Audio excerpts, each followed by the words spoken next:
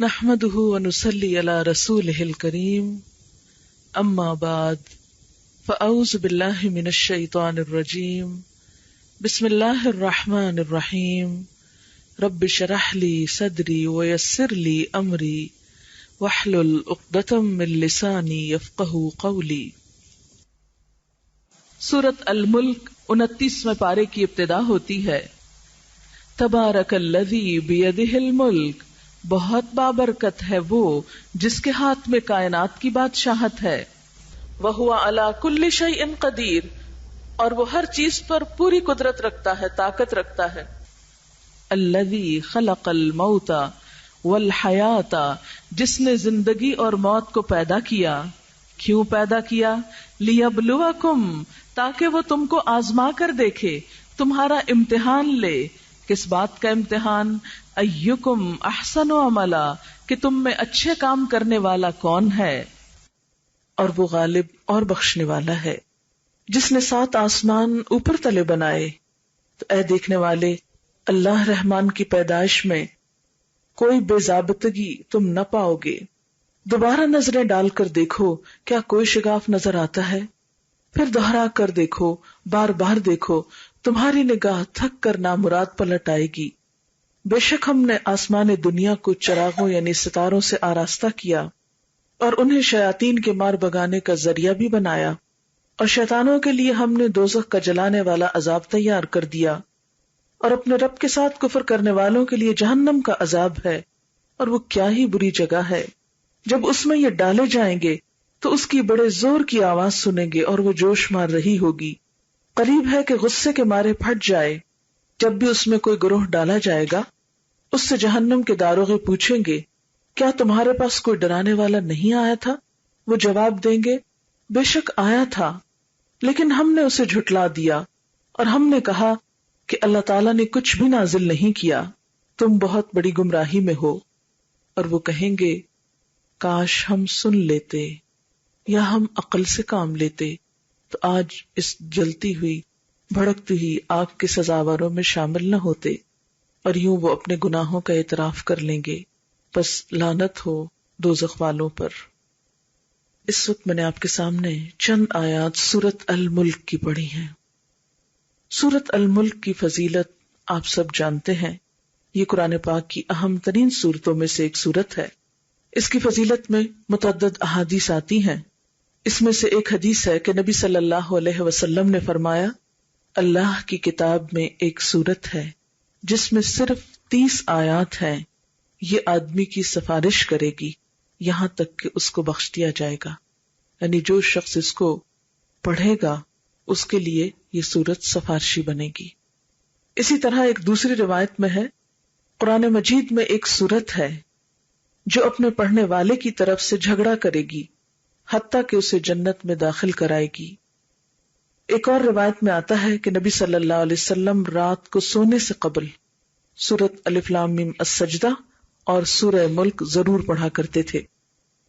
اسی طرح ایک اور روایت میں آتا ہے کہ سورہ ملک عذاب قبر سے روکنے والی ہے، یعنی اس کا پڑھنے والا عذاب قبر سے محفوظ رہے گا۔ سوال یہ پیدا ہوتا ہے کہ آخر اس سورت میں کون سی ایسی بات ہے کہ جس کی وجہ سے، جس کے پڑھنے سے انسان کی بخشش ہوگی، اور وہ سورت انسان کے لیے جھگڑا کرے گی اور اسے جنت میں داخل کرائے گی؟ حالانکہ کلام تو سارا اللہ تعالیٰ کا ہے، سارا اسی نے اتارا، جبریل علیہ السلام لے کر آئے، محمد صلی اللہ علیہ وسلم پر اتارا گیا، تو پھر ایسا کیوں ہے کہ کچھ صورتوں کو بعض صورتوں پر معنی کے اعتبار سے یا ان کے جو تاثیر ہے اس کے اعتبار سے زیادہ فوقیت حاصل ہے؟ تو اس کی بنیادی وجہ یہ ہے کہ کچھ صورتوں کے اندر اتنا پر اثر اور اتنا جامع مضمون بیان کیا گیا ہے کہ واقعی اگر کوئی شخص اس کو سمجھ کر پڑھنے والا ہو تو ہو نہیں سکتا کہ اس کا عمل نہ بدلے، یعنی وہ انسان کی زندگی میں ایک ایسا زبردست رول پلے کرتی ہے کہ ان صورتوں کو روز پڑھنے والا، ان پہ غور و فکر کرنے والا کچھ نہ کچھ اپنے عمل میں ضرور تبدیلی کرتا ہے۔ اور جب انسان نیکی کے رستے پہ چل پڑتا ہے تو انسان ہونے کے ناطے چھوٹی موٹی خطائیں، کمزوریاں، کوتاہیاں جو ہم میں سے ہر ایک کے ساتھ ہیں وہ پھر اگنور کر دی جاتی ہیں۔ تو آئیے دیکھتے ہیں کہ اس صورت میں کیا بتایا گیا ہے. فرمایا تبارک الذی بیدہ الملک، بہت بابرکت ہے وہ ذات جس کے ہاتھ میں پوری بادشاہت ہے. یعنی اللہ تعالی کا تعارف کروایا جا رہا ہے کہ اللہ تعالی وہ ہستی ہے جس نے اس کائنات کو پیدا کیا، پھر وہ اس کو چلا بھی رہا ہے، اور اس کے سارے معاملات اس کے ہاتھ میں ہیں، ہر چیز اس کے اذن سے ہوتی ہے. پوری بادشاہت کا وہ مالک ہے، اور ایسا مالک کہ وَهُوَ عَلَى كُلِّ شَيْءٍ قدیر، وہ ہر چیز پر پوری قدرت بھی رکھتا ہے، ہر چیز پر اس کی طاقت بھی ہے. دنیا میں آپ نے دیکھا ہوگا کہ بہت سے لوگوں کو عہدہ تو مل جاتا ہے لیکن ان کے پاس کوئی خاص اتھارٹی نہیں ہوتی. عہدہ رکھتے ہوئے بھی بسا اوقات وہ بہت ہی مجبور اور بے کس ہوتے ہیں. دنیا کے کئی بادشاہ برائے نام بادشاہ ہوتے ہیں، ایک بادشاہ کا ٹائٹل ان کو مل جاتا ہے، لیکن عملی طور پر حکومت کے معاملات میں ان کا کوئی رول نہیں ہوتا یا کوئی عمل دخل نہیں ہوتا. لیکن اللہ تعالیٰ وہ بادشاہ حقیقی ہے کہ جس کے ہاتھ میں پوری کائنات کی نہ صرف یہ کہ بادشاہت ہے بلکہ وَهُوَ عَلَى كُلِّ شَيْءٍ قدیر، پورا اختیار بھی ہے. ہر چیز اس نے خود بنائی، ان چیزوں کا مالک حقیقی بھی وہی ہے، ان چیزوں کا انتظام کرنے والا بھی وہی ہے. اللہ تعالیٰ کے اس تعارف کے بعد فرمایا گیا الذی خلق الموت والحیات، یہ وہی ذات ہے جس نے موت اور زندگی کو بنایا ہے. گویا اللہ تعالی نہ صرف یہ کہ پوری کائنات کو بنانے والا اور اس کا بادشاہ ہے، بلکہ ہماری زندگی کو بنانے والا، ہمیں پیدا کرنے والا، ہمیں اس دنیا میں لانے والا بھی وہی ہے. الذی خلق الموت والحیات.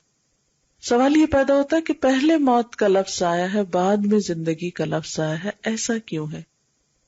اس لیے کہ ترتیب اسی طرح ہے جیسے کہ سورۃ البقرہ میں ہی آتا ہے کنتم امواتا فاحیاکم ثم یمیتکم ثم یحییکم، تم مردہ تھے، کچھ نہ تھے، ثم احیاکم، پھر اس نے تم کو زندہ کیا، ثم یمیتکم، پھر موت دے گا، ثم یحییکم، پھر زندہ کرے گا. لہذا انسان پہلے کچھ نہ تھا، ایک طرح سے موت کی حالت میں تھا، اس سے اس کو زندگی ملی، پھر دوبارہ اس کا خاتمہ ہوگا، پھر زندگی ملے گی، اور پھر وہ زندگی ہمیشہ کی زندگی رہے گی. ہر چیز کا جوڑا ہوتا ہے نا، اور اس کے ساتھ ہی وہ کمپلیٹ ہوتی. دنیا کی ہر چیز دو میں ہے. کچھ چیزوں کے جوڑے تو ہم کو معلوم ہے لیکن کچھ کے معلوم نہیں. اللہ تعالیٰ قرآن پاک میں سورۃ یاسین میں فرماتے ہیں وَمِمَّا لَا يَعْلَمُونَ، اور ان چیزوں میں بھی جوڑے پائے جاتے ہیں جن کا تمہیں علم ہی نہیں، جن کو تم جانتے ہی نہیں. اکیلی تو صرف ایک ہی ذات ہے اور وہ اللہ رب العزت کی ہے. یکتا اور واحد اور احد صرف وہ ہے، باقی سب کا کوئی نہ کوئی سہارا یا اپوزٹ یا جوڑا موجود ہے. تو موت کا جوڑا زندگی ہے، اور پھر دوبارہ موت، اور پھر اس کے بعد زندگی، اور پھر زندگی ہی زندگی ہے. اس طرح یہ سائیکل کمپلیٹ ہو جاتا ہے. بہرحال فرمایا خلق الموت والحیات، اس نے موت اور زندگی کو بنایا. یہ جینا اور مرنا سب کچھ اس کے ہاتھ میں ہے، اس کا پیدا کرنے والا وہ ہے. جیسے صبح بھی میں نے عرض کیا کہ اگر کسی انسان سے یہ پوچھا جائے کہ تم کہاں سے آ رہے ہو اور تمہیں جانا کہاں ہے، اور وہ کہ مجھے پتہ ہی نہیں، تو آپ سمجھو گے کہ اس انسان کے پاس عقل نام کی چیز نہیں، جو یہ نہیں جانتا کہاں سے آ رہا ہے اور کہاں جانا ہے اس کو. اسی طرح اگر اس دنیا میں رہتے ہوئے ہمیں یہ نہ پتا ہو کہ ہم کہاں سے آئے ہیں، اور یہ نہ معلوم ہو کہ ہم نے جانا کہاں ہے واپس، اور آئندہ ہمارے ساتھ کیا ہونے والا ہے، تو ہمیں بھی اپنے بارے میں فکر کی ضرورت ہے. ہمیں اتنا تو معلوم ہے ہم کہاں سے آئے، ہم سب یقین اور ایمان رکھتے ہیں کہ اللہ تعالیٰ نے ہم کو پیدا کیا، اور سرسریتا یہ بھی جانتے ہیں کہ ہمیں واپس بھی اسی کی طرف جانا ہے. جب کوئی فوت ہوتا ہے تو ہم کہتے ہیں انا للہ و انا الیہ راجعون، بے شک ہم اللہ کے لیے ہیں اور اسی کی طرف لوٹ کر پلٹ کر جانے والے ہیں. تو اس سے کیا پتہ چلتا ہے کہ جہاں سے آئے ہیں وہیں واپس جانا ہے ہم کو. لیکن یہ آنا اور جانا کس کی مرضی سے ہوا؟ ہماری اپنی مرضی سے نہیں. ہم دنیا میں پیدا ہوئے تو ہم سے پوچھا نہیں گیا تھا، ہم جب واپس جائیں گے تو ہم سے پوچھا نہیں جائے گا کہ تم آج جانا چاہتے ہو یا نہیں، بس جانا ہے، چلے جانا ہے، اسی کا حکم چلتا ہے۔ لہذا جو رب ہمیں لاتا ہے اور جو لے جاتا ہے، جس کی مرضی سے ہم آئے ہیں اور جس کی مرضی سے واپس جانا ہے، عقل مند انسان وہ ہے جو بیچ کے حصے میں بھی اللہ کی مرضی مان لے، یعنی آنے اور جانے کے بیچ میں جو ہمیں اختیار دیا گیا ہے، ہمیں مرضی کرنے دی گئی ہے، اس میں ہم اپنی خوشی، اپنی رضامندی اور اپنی مرضی کے ساتھ اللہ تعالی کی طرف رجوع کریں اور اس کی طرف پلٹیں۔ کامیابی انہی لوگوں کے لیے ہے جو اپنی خوشی سے رب العزت کی طرف رجوع کرتے ہیں۔ تو فرمایا الذی خلق الموت والحیات، جس نے موت اور زندگی کو بنایا۔ کیوں بنایا؟ یہ درمیان کا حصہ ہمیں کیوں ملا، یہ زندگی کیوں ملی؟ لیبلوکم، تاکہ تمہارا امتحان لے، تاکہ تمہیں آزما کر دیکھے۔ کیا آزمائش؟ ایکم، کون سا تم میں سے، احسن عملا، اچھے عمل کرنے والا ہے۔ یہ ہے دراصل موت اور زندگی اور پھر اس کے بعد موت کے بیچ کے عرصے میں ہمارا رول، کہ ہم سب امتحان میں ہیں، ہم سب کو آزمایا جا رہا ہے، ہم سب سے دیکھا جا رہا ہے۔ کیا دیکھا جا رہا ہے؟ ایکم احسن عملا، کہ تم میں اچھے کام کون کرتا ہے۔ گویا اللہ تعالیٰ نے جب ہمیں دنیا میں بھیجا تو ایک طرف ہماری کچھ ضروریات رکھی، ان کو پورا کرنے کی بھی ہم کو اجازت دی۔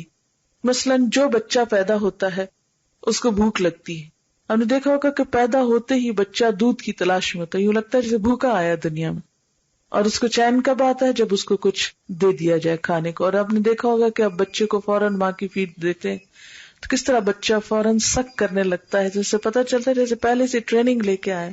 حالانکہ دنیا میں تو کسی نے اس کو نہیں سکھایا کہ دودھ کیسے پیتے ہیں، لیکن پہلے ہی دن وہ پینا شروع کر دیتا ہے، سک کرنے لگتا ہے۔ تو اس کا کیا مطلب ہے کہ یہ اس کے ساتھ ضرورت اور یہ اس کی ٹریننگ اللہ تعالیٰ ہی کی طرف سے ہوئی۔ ان ضروریات کو پورا کرنا، اس کی ہمیں اجازت بھی ہے اور یہ بھی ایک عبادت ہے، کیونکہ یہ اللہ نے ہمارے ساتھ ضرورت رکھی ہے کھانے کی۔ لہذا حلال رزق کھانا، اس کا کمانا، اس کے لیے کوشش کرنا، یہ سب عبادت میں شامل ہوتا ہے اور اس میں کوئی ناپسندیدہ چیز نہیں۔ اسی طرح ہر انسان بغیر لباس کی دنیا میں آتا ہے، پھر اللہ تعالیٰ اس کو لباس پہننے کو کہتے ہیں، تو ظاہر ہے کہ بنائے گا تو پہنے گا۔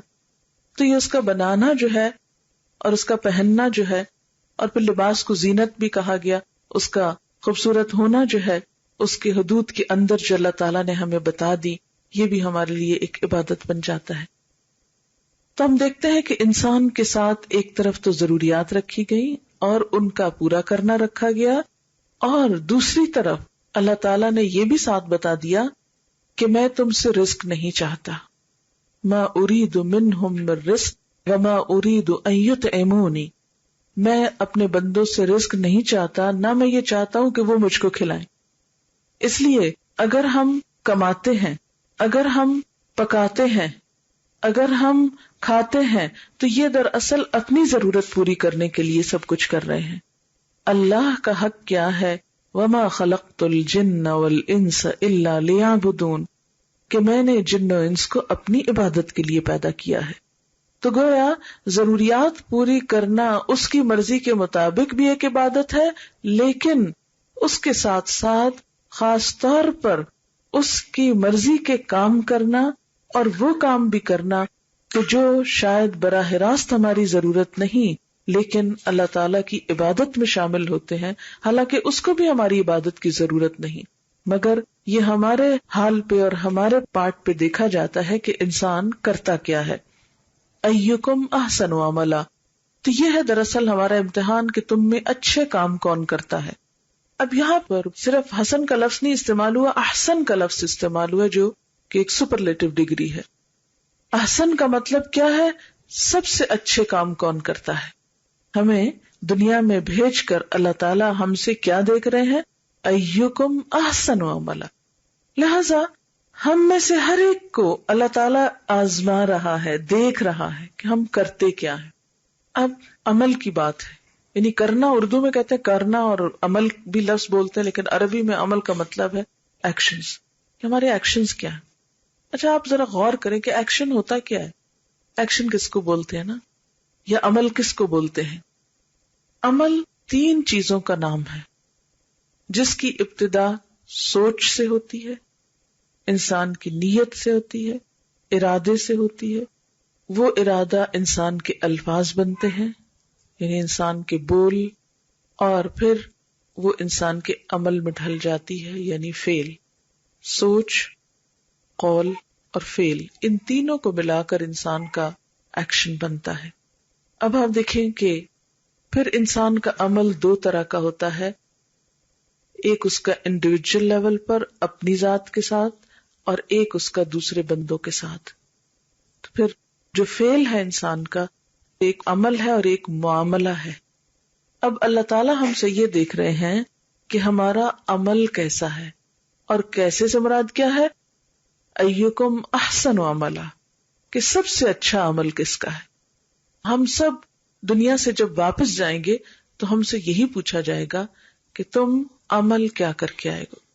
کسی سے یہ نہیں پوچھا جائے گا تمہاری جائیداد کتنی تھی، کسی سے نہیں پوچھا جائے گا تمہاری ڈگریاں کتنی تھی، کسی سے نہیں پوچھا جائے گا تمہارا بینک بیلنس کیا تھا، کسی سے نہیں پوچھا جائے گا تم جب مرے تھے تمہاری وارڈ روم میں کپڑے کتنے لٹکے ہوئے تھے، نہیں پوچھا جائے گا تمہارے بچے پیچھے کتنے رہ گئے تھے، نہیں پوچھا جائے گا تمہاری دوستیاں کتنی تھی، تم کس ملک میں رہتے تھے، کس شہر میں رہتے تھے، کس گھر میں رہتے تھے، کس ایریا میں رہتے تھے. ان میں سے کوئی بھی سوال نہیں کیا جائے گا.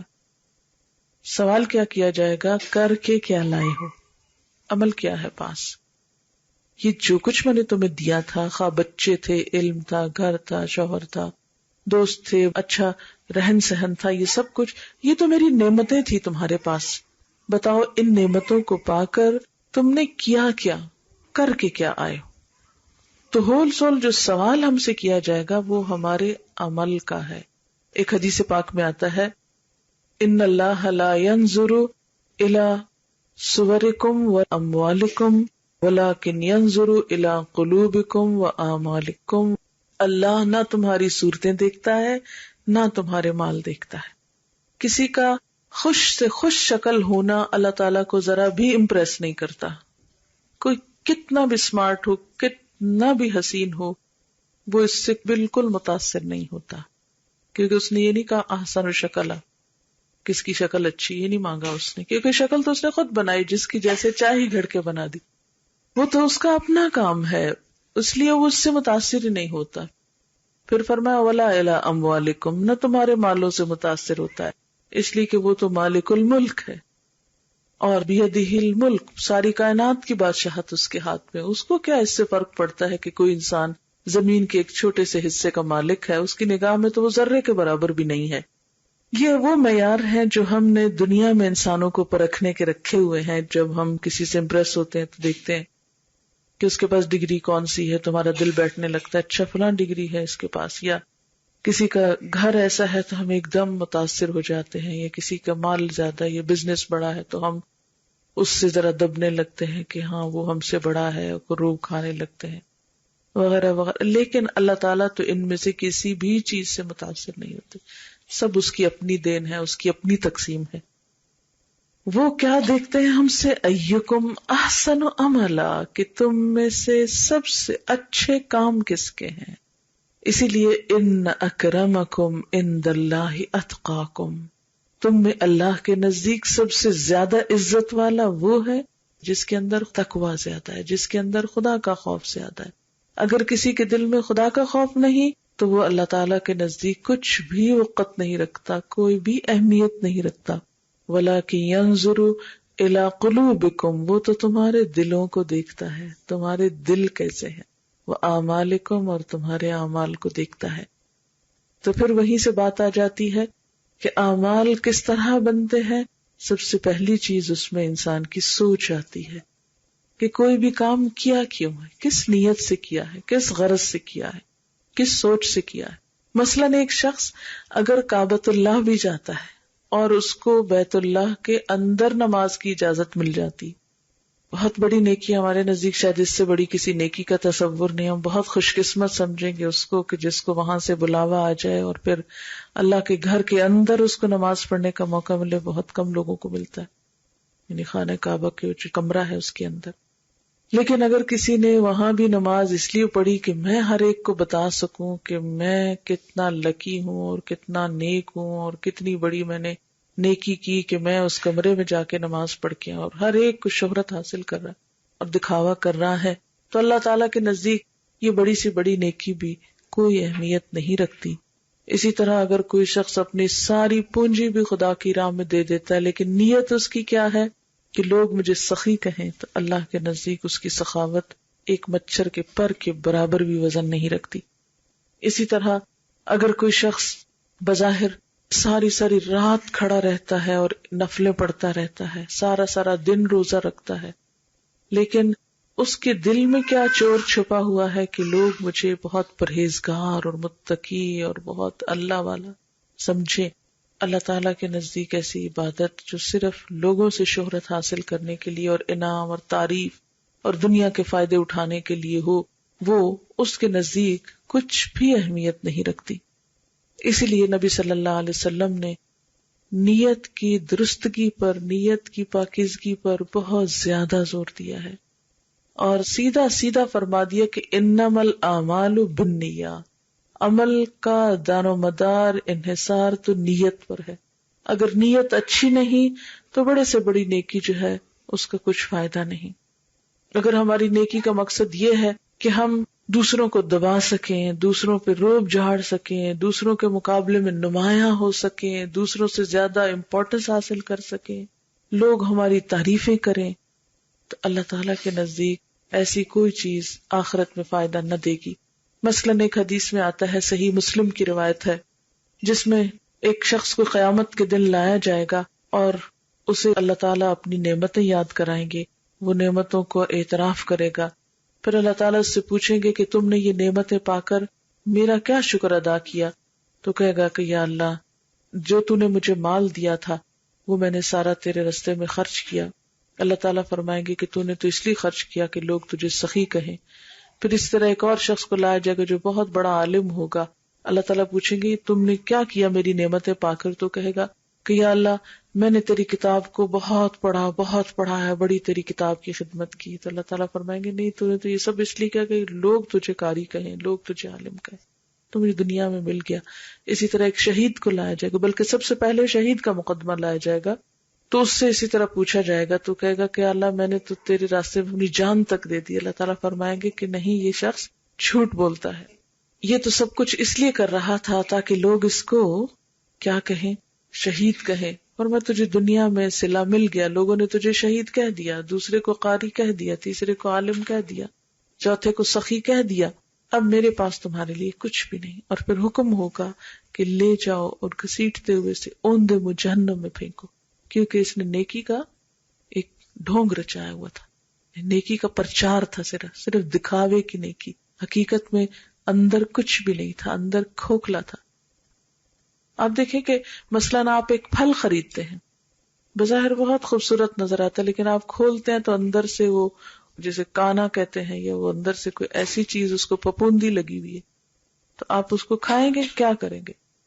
سیدھے کا سیدھا اٹھا کے بن میں پھینکیں گے. اگر کوئی نٹ خریدتے ہیں اور اس کو توڑتے ہیں اور اندر سے کچھ نہیں نکلتا تو آپ کیا کریں گے؟ اٹھا کے اس کو بن میں پھینکیں گے. کوئی بھی چیز جو اندر سے درست نہ ہو تو صرف ظاہر سے اس کا اچھا ہونا کوئی زیادہ فائدہ نہیں دیتا. لیکن چونکہ نیت کسی کو نظر نہیں آتی، اس لیے عام طور پر ہم سب لوگ اس کی طرف سے غافل رہتے ہیں. اور شیطان کا ٹھکانہ بھی وہی ہے، چونکہ نیت کی بنیاد دل میں ہوتی ہے نا، دل سے جنم لیتی ہے.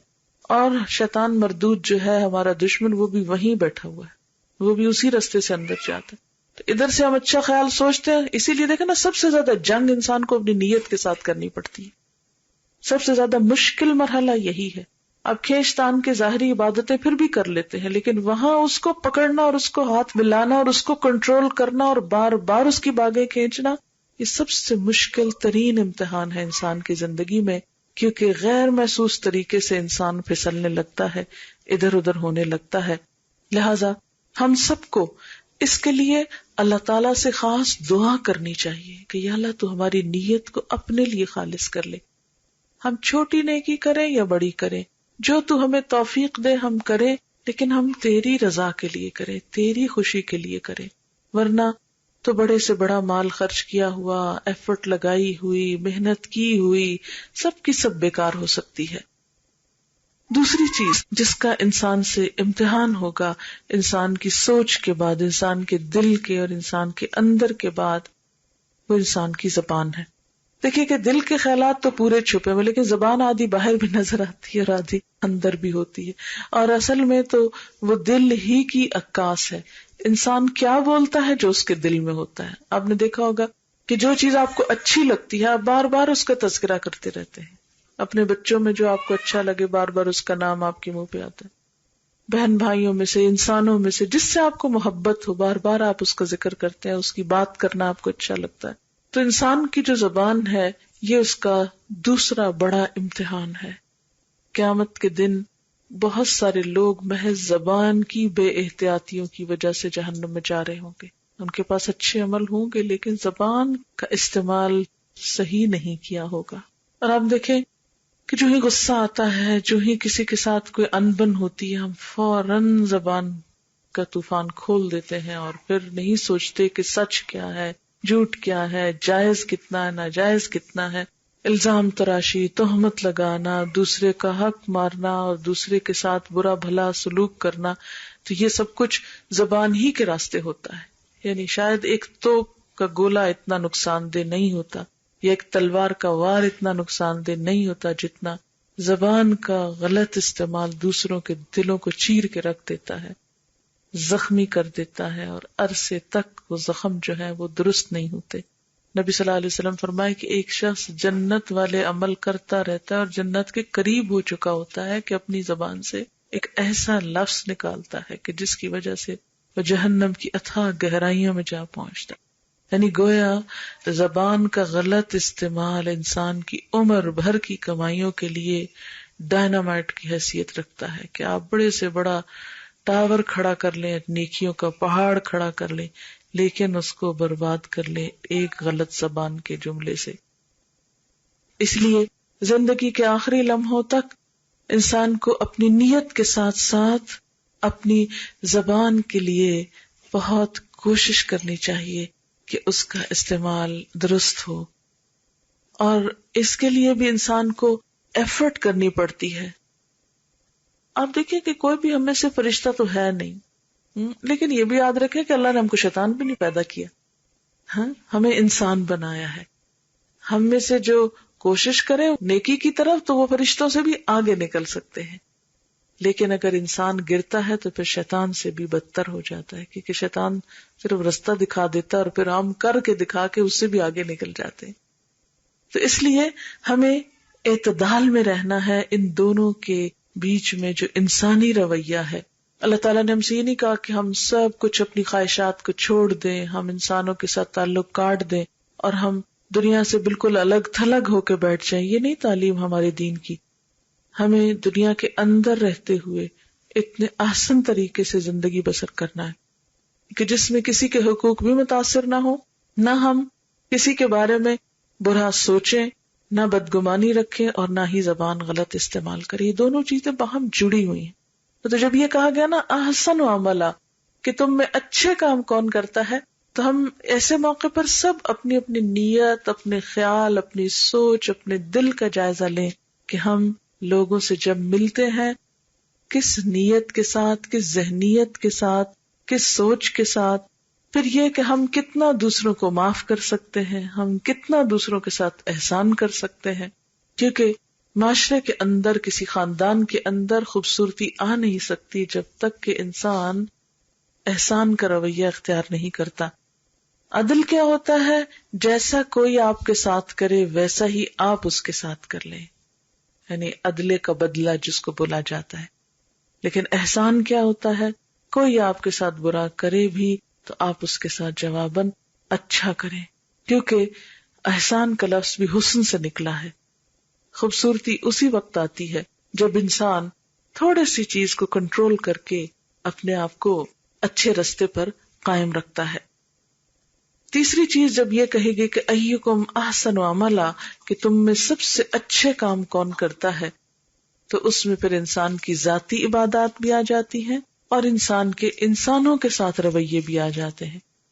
ذاتی عبادات میں مثال کے طور پر نماز ہے، تو نماز کو صرف بس پڑھ نہیں ڈالنا کہ بس آیا ہے وقت اور بس اتار پھینکو جلدی سے ختم کرو، نہیں. احسن عملہ میں کیا ہے کہ انسان اس کا رکوع اور سجدہ اچھی طرح کرے، دل لگا کر نماز پڑھے، اللہ تعالی کی ملاقات سمجھتے ہوئے، اس کی عبادت سمجھتے ہوئے، اس کی طرف رجوع کرتے ہوئے، خشوع و خضوع کرتے ہوئے. جب تک یہ کیفیت نہ ہو نماز احسن نہیں بنتی. اسی طرح اگر انسان اللہ کی راہ میں زکوٰۃ دیتا ہے، صدقہ خیرات کرتا ہے، تو اس میں بھی کیا ہو کہ انسان احسن طریقے سے اسے دینے والا ہو، دل کی خوشی کے ساتھ، نہ کہ دل کی تنگی کے ساتھ.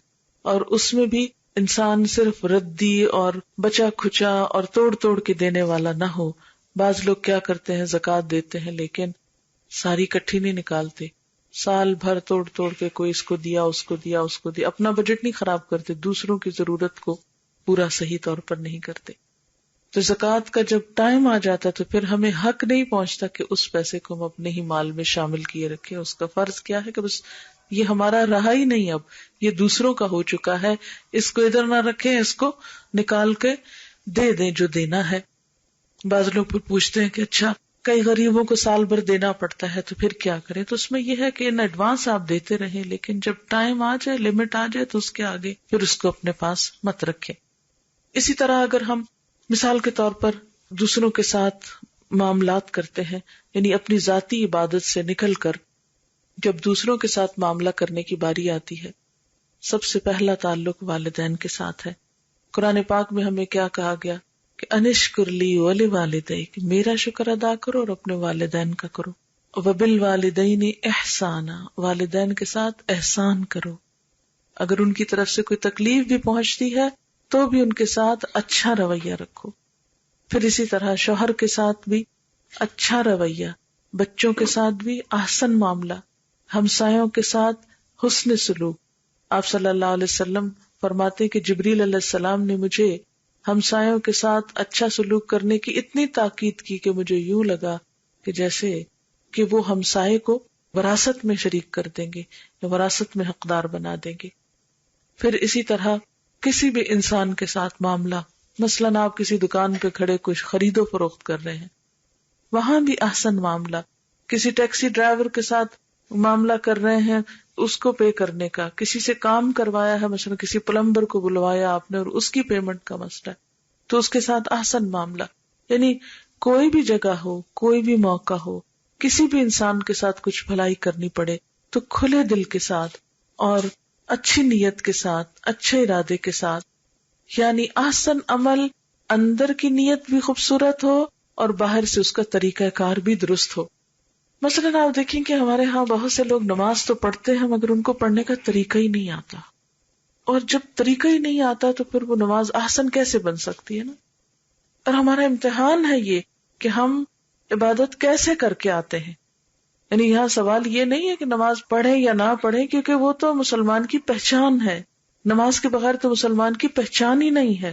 ایک مسلمان اور غیر مسلم میں سب سے بڑا فرق ہی نماز ہے، کیونکہ اب ہمارے شکل کے اوپر تو نہیں لکھا ہوتا کہ ہم مسلمان ہیں، نہ ہی ہماری گفتگو سے بہت پتہ چلے گا.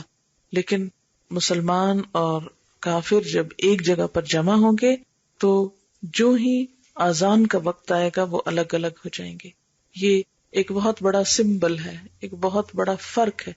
لیکن اگر مسلمان بھی اسی طرح بیٹھے رہے جیسے نان مسلم، پھر کس بات کا فرق ہے؟ ناموں کا فرق تو اسلام نہیں ہے کہ ہمارا نام جو ہے وہ احمد ہے اور ان کا نام ایلن ہے مثلا، یا کچھ اور ہے. تو اس سے تو بات نہیں بنے گی. بات تو اس وقت بنے گی جب ہمارے اور ان کے عمل میں فرق ہوگا. اسلام اور کفر کے درمیان حد فاصل ہے یہ نماز، لیکن ہمارے ہاں اس کو کتنا لائٹلی لیا جاتا ہے اور اس کی طرف توجہ ہی نہیں دی جاتی. تو بات یہ ہے کہ نماز پڑھنے یا نہ پڑھنے میں تو کوئی کوشچن ہی نہیں ہے کہ کوئی شخص کہے میں مسلمان ہوں اور اس کے بعد وہ نماز کی طرف نہ توجہ کرے. لیکن نماز پڑھنے کے ساتھ ساتھ پھر مزید جس چیز کی طرف توجہ کرنے کی ہم سب کو ضرورت ہے کہ اس کو احسن طریقے سے پڑھے. اچھا، احسن طریقے میں پھر دو چیزیں آ جاتی ہیں. مثلاً ایک نماز کا باطن ہے اور ایک نماز کا ظاہر ہے. ان دونوں کا اچھا ہونا بھی ضروری ہے. اچھا، اسلام میں جتنی بھی عبادات ہیں، جتنی بھی چیزیں ہیں، اس میں دونوں طرف کی تعلیمات ملتی ہیں. ہم مسلمانوں نے زیادہ اہمیت ظاہریت کو دی اور دوسرا پہلو ہم نے اگنور کر دیا. اب دیکھیں کہ اسپرٹ کے بغیر باڈی کچھ بھی نہیں ہے.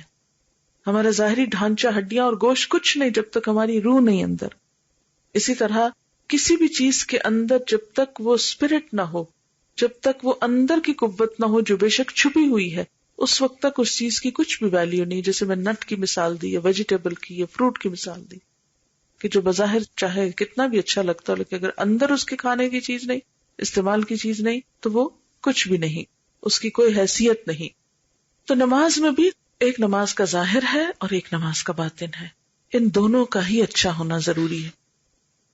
ہم مسلمانوں نے فرق کیسے کیا کہ جب کسی کو یہ بات بتائی جاتی ہے کہ ظاہر کا کچھ اہتمام کرو، مثلاً یہ کہ پراپرلی ڈریسڈ اپ ہو تو پھر نماز پڑھو، تو وہ کہتے نہیں ہماری نیت بہت اچھی ہے، ہمارا اندر بہت اچھا ہے، اور یہ عذر کر کے وہ جو ظاہر کے طور طریقے ان کو چھوڑ دیتے. جو لوگ ظاہر کی بہت پابندی کرتے ہیں، بسا اوقات وہ اس بات سے غافل ہوتے ہیں کہ ان کی نماز کا خشوع و خضوع کیا ہے. اسلام کیا کہتا ہے؟ دونوں طرف رکھو. یہی بیلنس ہے اور یہی اعتدال کی راہ ہے، اور اسی چیز کا نام حسن ہے. اچھا، ہم لوگوں کا حال کیا ہے؟ جب ہم دنیا کی طرف نکلتے ہیں تو ہم دین کو بالکل بھول جاتے ہیں، اس کو کہتے ہیں یہ اتنا نیسیسری نہیں. اچھا، پھر کیا ہوتا ہے کہ ہم دین کی طرف نکلے تو دنیا سے بالکل ہی غافل ہو گئے. یعنی ہم مسلمانوں کو معلوم نہیں کیا مشکل ہے کہ ہم ایکسٹریمسٹ لوگ ہیں. ایک طرف پڑھتے ہیں تو بس اسی طرف نکل جاتے ہیں، دوسری طرف اگر اللہ کے حقوق ادا کرنے لگے تو بندوں کو بالکل بھول گئے، اور اگر بندوں کی خدمت کرنے لگے تو خدا کو فراموش کر دیا. حالانکہ ہمارا امتحان کے ٹیسٹ کیا ہے؟ ٹیسٹ یہی ہے کہ دونوں چیزوں کے درمیان ایک بیلنس رہے. اسی لیے اسلام میں یہ پسندیدہ نہیں کہ کوئی شادی نہ کرے. ویسے کرسچینٹی میں ہو سکتا ہے کہ یہ بہت بڑا کسی کے لیے میرٹ ہو کہ اس نے شادی نہیں کی اور ساری زندگی خدا کے نام پہ وقف کر دی، لیکن اسلام میں یہ کوئی میرٹ نہیں ہے. اسلام میں یہ کوئی نیکی نہیں ہے کہ ایک شخص اپنی ازدواجی زندگی کو چھوڑ کر یہ کہے کہ میں ساری زندگی اپنے آپ کو اللہ کے نام پہ وقف کرتا ہوں. نبی صلی اللہ علیہ وسلم نے کیا فرمایا؟ نکاح میری سنت ہے، جو میری سنت سے منہ موڑے گا اس کا مجھ سے کوئی تعلق نہیں ہے. نکاح عبادت ہے، شادی کرنا ایک نیکی کا کام ہے، کیونکہ وہ انسان کو حرام رستوں اور حرام چیزوں سے بچنے کی قوت دیتا ہے. بہرحال تو بات میں کر رہی تھی نماز کی ظاہر اور باطن پر. تو نماز کا ظاہر کیا ہے کہ انسان کا لباس پاک ہو اور لباس درست ہو، اس کا سطر ڈھاکا ہوا ہو، پھر جگہ پاک ہو جس جگہ پر وہ نماز پڑھ رہا ہے، پھر وقت درست ہو، پھر اس کا رخ قبلے کی طرف ہو. اسی طرح اس کے لباس پر کوئی ایسی چیز نہ ہو جس سے نماز میں خلل آئے. نماز کا باطن کیا ہے کہ انسان کے اندر خشوع و خضوع ہو، جیسے قرآن پاک میں آتا ہے قد افلح المؤمنون الذین هم فی صلاتهم خاشعون. یقیناً فلاح پا گئے وہ مومن جو اپنی نمازوں میں خشوع و خضوع اختیار کرتے ہیں. یعنی خشوع کا مطلب کیا ہوتا ہے؟ دب جانا، یعنی نماز کے اندر بندگی کا احساس پیدا ہونا. اچھا، بہت سے لوگ یہ کہتے رہتے ہیں کیا کریں نماز میں بڑے خیالات آ جاتے ہیں. کوئی شخص اس سے پاک نہیں. یہ ماننے کی بات ہی نہیں کہ کوئی کہے کہ مجھے نماز میں کوئی خیال نہیں آتا. میں نے آج تک نہیں دیکھا کوئی شخص جو یہ کہتا ہو کہ مجھے نماز میں کوئی خیال نہیں آتا. کیوں؟ اس لیے کہ ہمارا دماغ کے طریقہ ہی کچھ ایسا ہے کہ آپ سو بھی رہے ہو نا تو بھی آپ کا دماغ کام کرتا ہے. کہا نماز کی تو بات ہی الگ ہے، اگر آپ سو بھی جائیں تو آپ کو خواب آتے رہتے ہیں، کچھ نہ کچھ خیال آتے رہتے ہیں. وہ فنکشنل ہوتا ہے، کچھ نہ کچھ. وہ مثلا سوتے ہوئے بچے کو دیکھیں آپ، یا کسی بھی انسان کو دیکھیں سوتے ہوئے، کبھی وہ سائڈ لے رہا ہوتا ہے. اگر آپ کسی سے پوچھے رات میں تم نے کتنی دفعہ سائڈ بدلی، اس کو نہیں یاد ہوگا. تو اب یہ اگر دماغ کام ہی نہ کرے تو یہ مسلز اور یہ جسم موو بھی نہیں کر سکتا. تو بہرحال جو دماغ سوتے ہوئے بھی کام کرتا ہے اور اپنا کام جاری رکھتا ہے سوچنے کا یا ہلنے جلنے کا، تو وہ دماغ کیسے ممکن ہے کہ نماز کی حالت میں اسٹل، سائلنٹ اور بالکل بے نیاز ہو جائے؟ جس چیز سے منع کیا گیا وہ یہ کہ جان بوجھ کے انسان کو ایسے خیال نہیں دل میں لانے چاہیے. اگر ایسے برے خیال آ رہے ہیں تو اس کے لیے نبی صلی اللہ علیہ وسلم نے کیا بتایا کہ بائیں طرف دل کے طرف رخ کر کے تھتکار دو 3 مرتبہ اور اعوذ باللہ من الشیطان الرجیم پڑھو. ایک صحابی کو آپ نے یہ طریقہ بتایا تھا تو ان کے وہ وسوسے جو نماز کی حالت میں ہوتے تھے وہ چلے گئے. کیونکہ بعض اوقات شیطان عبادت کے موقع پر بہت پیچھے پڑ جاتا ہے. مثلا آپ وضو کرتے ہیں تو وہ پیچھے پڑ جاتا ہے، اس کا نام بلحان ہے، وہ بار بار وسوسے ڈالتا ہے، تمہارا وضو ہی نہیں ہوا. کیوں؟ اس لیے کہ وضو میں شک رہے گا تو پھر نماز بھی ٹھیک نہیں ہوگی، اس کی خشوع نہیں آئے گا. اسی طرح جب نماز میں خشوع نہیں آئے گا تو پڑھ کے بھی اس کو مزہ نہیں آئے گا، بے چینی رہے گی. جب بے چینی ہوگی کچھ دن بعد پڑھنا ہی چھوڑ دے گا. اور چونکہ شیطان نے خود سجدے سے انکار کیا تھا، لہٰذا وہ انسان کے لیے بھی کیا چاہتا ہے کہ یہ سجدے سے انکار ہی کرے. اور سب سے پہلا کام جو ہم سے کراتا ہے وہ یہ ہے کہ نماز سے بددلی کروا کے انسان کو دور کر دے. بہرحال اب آپ دیکھیں کہ اگر ہم نے نماز میں یہ دونوں چیزیں برقرار نہ رکھی تو پھر نماز کیا ہے، محض ایک ایکسرسائز ہو جاتی ہے یا خانہ پوری والی بات ہو جاتی ہے، احسن عمل نہیں بنتی. تو ہمیں اس چیز کی کوشش کرنی ہے کہ ہر کام کے اندر حسن، خوبصورتی. جیسے ہم دنیا کے کام کرتے ہیں نا تو ہم عام طور پہ کہتے ہیں میں بہت پرفیکشنسٹ ہوں، میں جو کام کرتی ہوں بس اس میں پرفیکشن مجھے اچھی لگتی ہے. ہم کھانا پکاتے ہیں تو اس میں بہت پرفیکشن کا خیال رکھتے ہیں، گھروں کو ڈیکوریٹ کرتے ہیں، اپنے لباس کو، اپنے آپ کو، ہر چیز میں ہم پرفیکشنسٹ کہلانا پسند کرتے ہیں. لیکن جو ہی دین کا معاملہ آتا ہے تو تھوڑے سے تھوڑے پہ ہم کہتے ہیں بس کافی ہے، اس میں پرفیکشن کی ضرورت نہیں. حالانکہ اس کے بدلے میں جنت ملے گی ہم کو. دنیا میں ہم پرفیکشنسٹ ہو بھی گئے تو زیادہ سے زیادہ کیا انعام مل جائے گا ہم کو. اس میں ٹھیک ہے اس کو بھی اچھے طریقے سے نبھانا چاہیے. یہ نہیں کہا اسلام نے کہ تم دنیا میں بے وقوف نظر آؤ یا اپنے آپ سے غافل ہو جاؤ یا تم سادھو بن جاؤ یا کنگھی کرنا چھوڑ دو یا تم بال نہ سنوارو. آپ کو یاد ہوگا کہ ایک صحابی جب آئے اور ان کے بال الجھے ہوئے تھے تو آپ نے کیا کہا، جاؤ کنگھی ہے تمہارے پاس، جاؤ کنگھی کر کے آؤ. آپ صلی اللہ علیہ وسلم صفائی کا ایک بہترین نمونہ تھے. صفائی کو ایمان کا حصہ بنا دیا گیا کہ یہ ایمان کا حصہ ہے. مومن ہی نہیں ہو سکتے اگر صاف ستھرے نہیں رہو گے. تو اس سے آگے اور کیا ہو سکتا ہے، پھر باقی کیا بچا. تو ہمارا امتحان کیا ہے، ایکم احسن عملا، تم میں سب سے اچھے کام کون کرتا ہے. اچھا یہ احسن عمل جو ہے نا، یہ ایکسٹریمسٹ ہونا نہیں ہے، کام میں خوبصورتی پیدا کرنا ہے. ایسی نماز کہ جو اللہ تعالیٰ کو پسند آ جائے، ایسا وضو جو اس کو پسند آ جائے. اور یہ سب کچھ کس طرح ہوتا ہے، اس کی 2 بنیادیں، ایک تو اخلاص نیت اور اس کے ساتھ ساتھ سنت کا اتباع. جب تک نبی صلی اللہ علیہ وسلم کا طریقہ نہ ہو اس وقت تک کوئی عمل بھی احسن نہیں ہوا کرتا. یعنی احسن کا معیار ہماری عقل نہیں قائم کرے گی، ورنہ تو ہر شخص کا معیار فرق ہو جائے گا نا. اچھا آج ہمارے ہاں کنفیوژن کیوں ہے مسلمانوں کے اندر؟ یعنی ہر شخص ایک عجیب ڈائلیما میں نظر آتا ہے. کیونکہ مثلاً آپ کسی سے کچھ سنتے ہیں، کسی سے کچھ سنتے ہیں، ایک اسکالر آتا ہے ایک کہہ جاتا ہے، دوسرا آتا ہے کچھ اور کہہ جاتا ہے، پھر آپ سوچتے ہیں پتہ نہیں کس نے صحیح کہا تھا اور کس نے غلط کہا تھا، ہمیں کیا کرنا چاہیے. یہ کنفیوژن کیوں ہوتے ہیں؟ یہ اس وجہ سے ہوتے ہیں کہ ہم بسا اوقات بغیر دلیل کے لوگوں کی بات مانتے چلے جاتے ہیں. ہمارا معیار یا ہمارا کرائیٹیریا کوئی انسان نہیں ہونے چاہیے، ہمارا معیار اللہ تعالیٰ کی کتاب اور اس کے رسول صلی اللہ علیہ وسلم کی سنت ہونا چاہیے. زندگی کا کوئی کام ایسا نہیں کہ جو نبی صلی اللہ علیہ وسلم نے نہ کیا. لیکن افسوس یہ کہ جیسے قرآن پاک کا معاملہ تو عام طور پر یہ ہوتا ہے کہ ہم رمضان میں جیسے پڑھ لیتے ہیں، تراویح میں سن لیتے ہیں، ترجمہ بھی پڑھ لیتے ہیں، تفسیر بھی کچھ نہ کچھ پڑھ لیتے ہیں، درس وغیرہ ہو جاتے ہیں. لیکن نبی صلی اللہ علیہ وسلم کی سیرت کے بارے میں، آپ کے سنت کے بارے میں، آپ کے طرز زندگی کے بارے میں، طرز عمل کے بارے میں عام طور پر ہم اتنی توجہ نہیں کرتے، اس کو اتنی اہمیت نہیں دیتے. یہی وجہ ہے کہ جب ہر شخص اپنی عقل کے مطابق دین کو لیتا ہے، اپنی خواہش کے مطابق لینے لگتا ہے، اپنی مرضی کے مطابق انٹرپریٹ کرنے لگتا ہے، تو پھر کنفیوژنز پیدا ہونے لگتے ہیں، پھر ایک کشاکش پیدا ہونے لگتی ہے.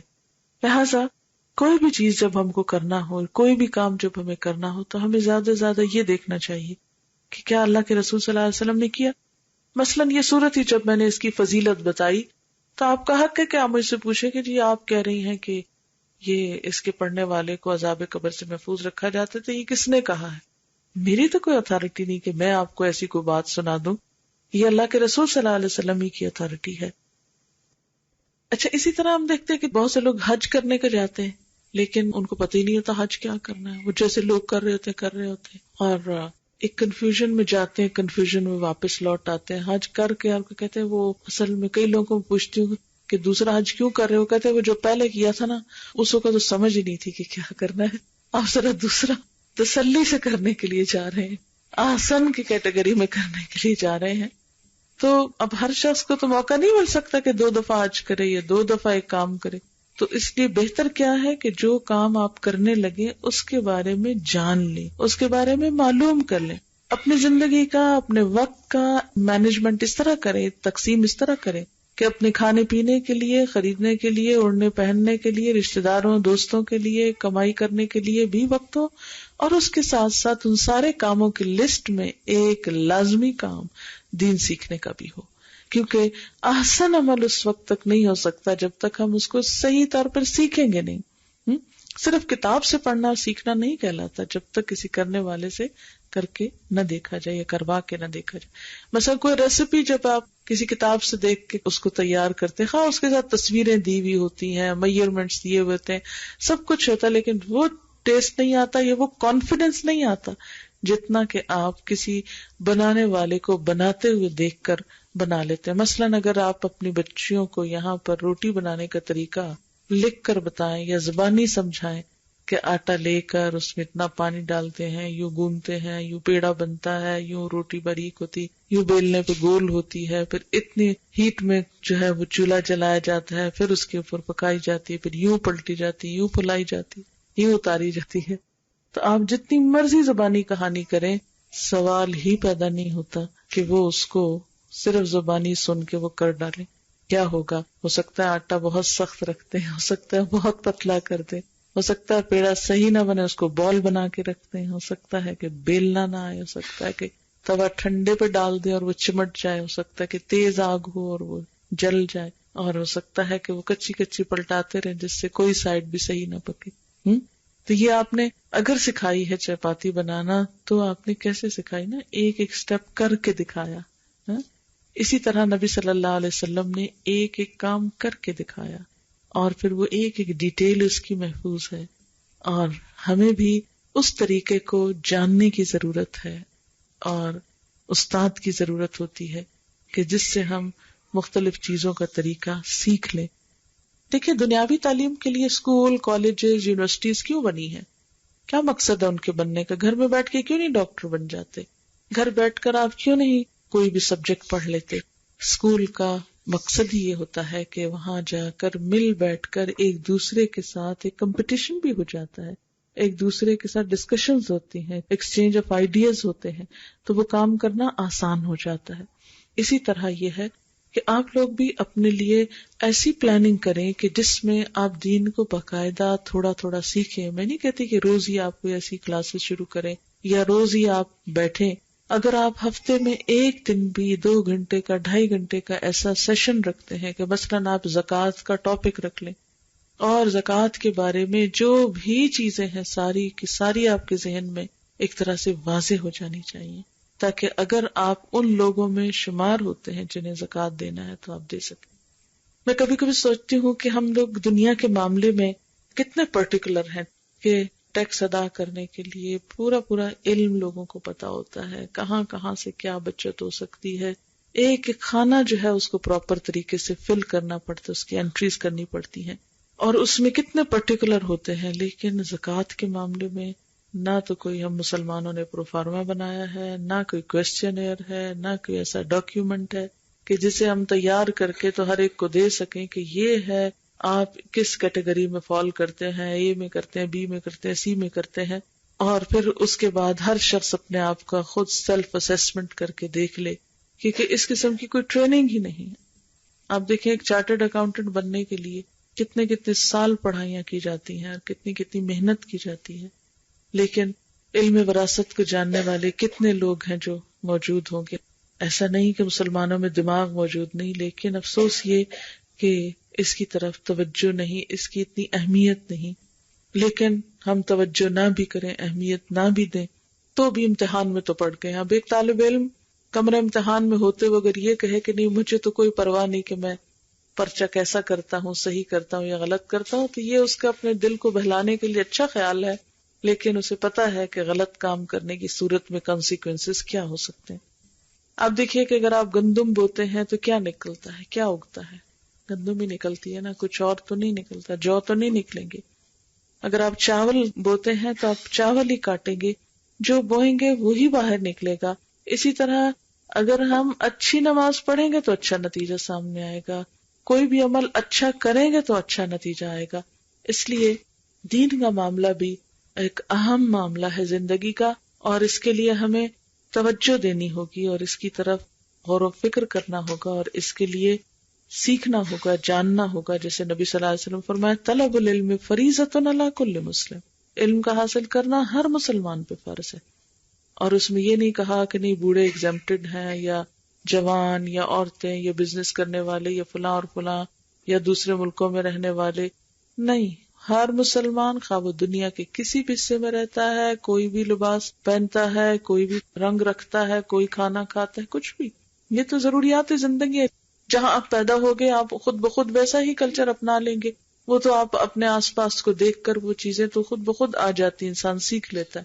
لیکن دین ایک ایسی چیز ہے جو خود بخود نہیں آتی، اس کو سیکھنا پڑتا ہے، اس کو جاننا پڑتا ہے، اسے معلوم کرنا پڑتا ہے. اگر آپ اپنے بچوں کو نماز پڑھنے کا طریقہ نہیں سکھائیں گے تو وہ خود تو نہیں آئے گا، آپ ہی کو سکھانا ہے. اس لیے احسن عمل کرنے کے لیے ہمیں عمل کرنا سیکھنا ہے، ہمیں اس کو جاننا ہے. ٹھیک ہے، میں نہیں کہتی کہ ہر شخص علامہ بنے، ہر شخص عالم یا عالمہ بنے تو تبھی وہ دین پہ عمل کر سکتے، نہیں. جس جس چیز کی ضرورت پڑتی جائے وہ چیز سیکھتے رہے. مثال کے طور پر آپ بچے کی شادی کرنے لگے تو شادی سے پہلے بتائیں اس کو کہ اگر وہ لڑکا ہے کہ اس کی بیوی کے حقوق کیا ہیں، اگر وہ لڑکی ہے تو اس کے شوہر کے حقوق کیا ہیں، سسرال والوں کے حقوق کیا ہیں. اسی طرح اگر آپ ماں بننے والے ہیں تو آپ کو پتا ہونا چاہیے کہ ماں کی ذمہ داریاں کیا ہیں. اگر آپ بچے ہیں تو آپ کو پتا ہونا چاہیے کہ آپ کے والدین کے حقوق کیا ہیں. اگر آپ کے ہمسائے ہیں تو آپ کو پتا ہونا چاہیے کہ ہمسایوں کے ساتھ کیا کرنا ہے، وغیرہ وغیرہ. یعنی جو جو ضرورت پڑتی جائے ویسا ویسا انسان سیکھتا چلا جائے. اور اسی لیے کہتے ہیں نا کہ علم حاصل کرو پنگھوڑے سے لے کر قبر تک، ہے نا. ہمارے دین کا تو اصول یہی ہے نا کہ اس کے لیے کوئی ایج لمٹ نہیں ہے کہ جی ہم تو اب بوڑھے ہو گئے اب ہم کیا سیکھیں گے. چھوٹے ہوتے سے لے کر آخر تک، یعنی جس دن ہمارا دنیا سے آخری دن ہے اس دن تک ہمیں کچھ نہ کچھ سیکھتے رہنا. ہو سکتا ہے ابھی کچھ رہ گیا ہو. بالکل ایسے ہی جیسے ایک ایگزام میں پرچہ دیتے ہیں نا تو پہلے منٹ سے لکھنا شروع کرتے ہیں اور آخر تک لکھ کر، اور اگر تھوڑا سا وقت بچ جائے تو ہم پیچھے سے پلٹ پلٹ کے دیکھتے ہیں کوئی چیز رہ تو نہیں گئی، پھر کوسچن چیک کرنا شروع کر دیتے ہیں، پھر تسلی کرتے ہیں نہیں پورا ہو گیا، تاکہ اطمینان کے ساتھ کمرے سے باہر نکلے. تو ہم بھی یہ دنیا کا جو ایگزامینیشن ہال ہے اس سے جب نکلیں تو اطمینان کے ساتھ. اور پھر وَهُوَ الْعَزِيزُ الْغَفُورُ، وہ زبردست بھی ہے، معاف کرنے والا بھی ہے. زبردست کا کیا مطلب ہے کہ اگر تم نے اس کی اطاعت نہ کی، احسن عمل نہ کیے تو وہ پکڑ سکتا ہے، اور اگر کرنے کی کوشش کی اور پھر کچھ چھوٹ ہو گئی تو غفور بھی ہے، بخش بھی دیتا ہے، معاف بھی کر دیتا ہے. اور پھر ساتھ اللہ تعالیٰ کی مزید کچھ قدرت ہے. آپ دیکھیے پہلے اللہ تعالیٰ کا تعارف، پھر بعد میں اللہ تعالیٰ کا تعارف. الذی خلق السبع سماوات طباقا، جس نے 7 آسمان تہ بتہ بنائے. ما تری فی خلق الرحمن من تفاوت، تم رحمان کی تخلیق میں کسی قسم کا کوئی فرق نہ پاؤ گے، کوئی تفاوت، کوئی ڈسکرپنسی، کوئی کسی قسم کی کنٹرڈکشن ایسی نہیں تمہیں ملے گی کہ جس سے تم کو کہ یہاں کچھ ہے اور وہاں کچھ ہے. نہیں، نیچے سے لے کر اوپر تک ایک جیسا سسٹم چل رہا ہے. آپ دیکھیں جیسے ہماری ایک بریڈ کا پیس ہم کھاتے ہیں، کبھی ہم نے سوچا کہ یہ پیس کیسے بنا؟ جب تک زمین سے لے کر آسمان تک کی قوتیں آپس میں کوآرڈینیٹ نہیں کریں، ایک دوسرے کی مدد نہیں کریں، ہم ایک بریڈ کا پیس بھی نہیں کھا سکتے. گندم اگ نہیں سکتی جب تک زمین میں پانی نہ جائے، پانی ہو نہیں سکتا جب تک بارشیں نہ برسے، بارش برستی نہیں جب تک کہ سمندر کا پانی بھاپ بن کے نہ اٹھے، وہ پانی بھاپ بن کے اٹھ نہیں سکتا جب تک سورج نہ نکلے، یعنی سورج اس کے ساتھ تعاون نہ کرے.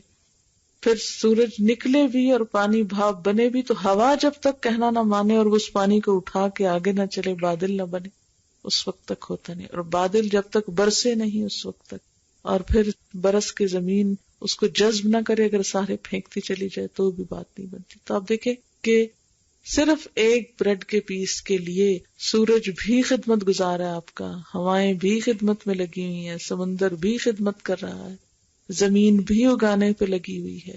اور اس کے بعد اس کو آپ دیکھیں فصل کاٹتے ہیں، پھر اس کو پیستے ہیں، پھر اس کے گونتے ہیں، بیک کرتے ہیں، نہ جانے کیا کیا خدمتیں اس پر ہوتی ہیں، جب جا کر انسان اس میں سے ایک چیز کو اپنے لیے استعمال کے قابل بناتا ہے.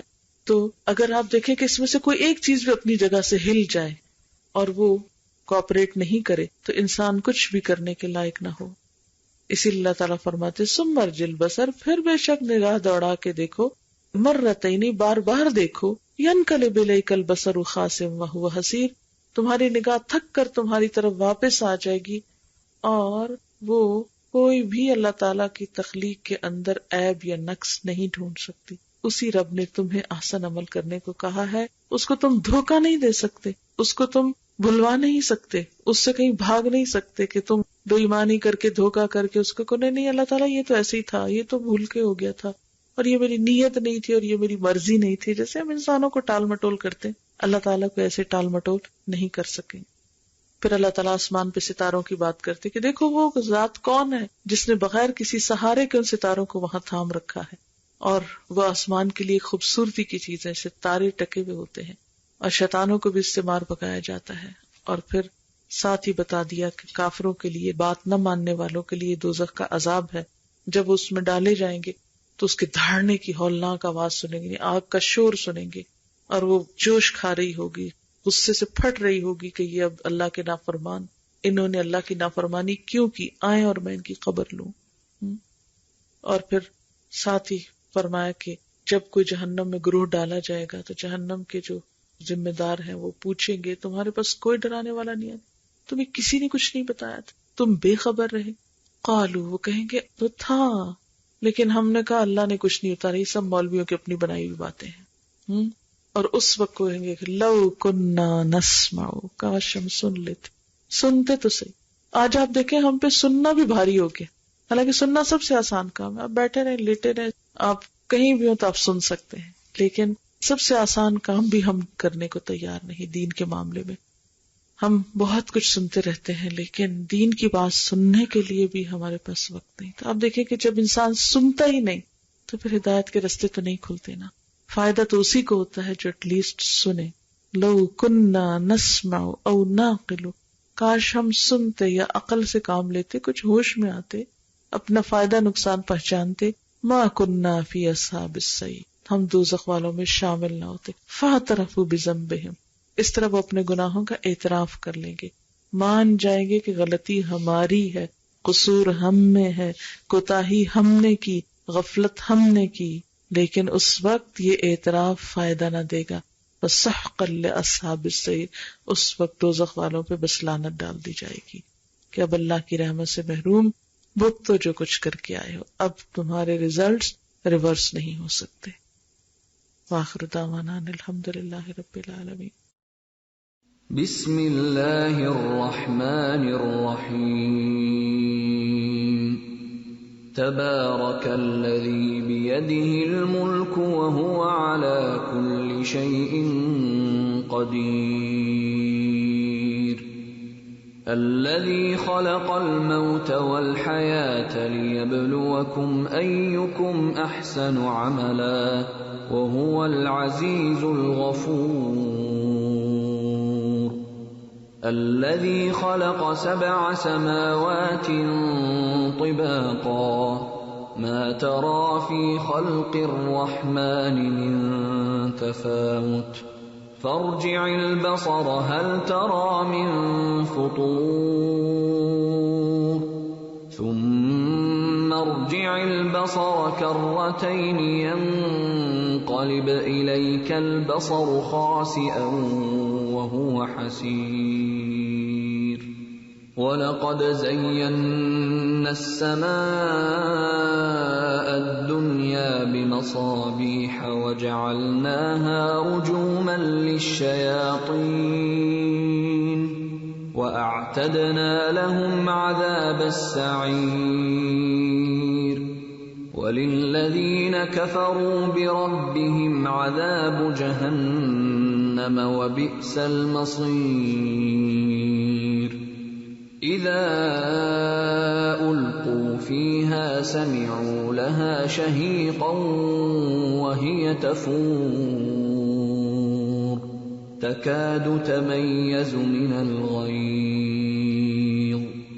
كلما ألقي فيها فوج سألهم خزنتها ألم يأتكم نذير قالوا بلى قد جاءنا نذير فكذبنا وقلنا ما نزل الله من شيء إن أنتم إلا في ضلال كبير وقالوا لو كنا نسمع أو نعقل ما كنا في أصحاب السعير فاعترفوا بذنبهم فسحقا لأصحاب السعير.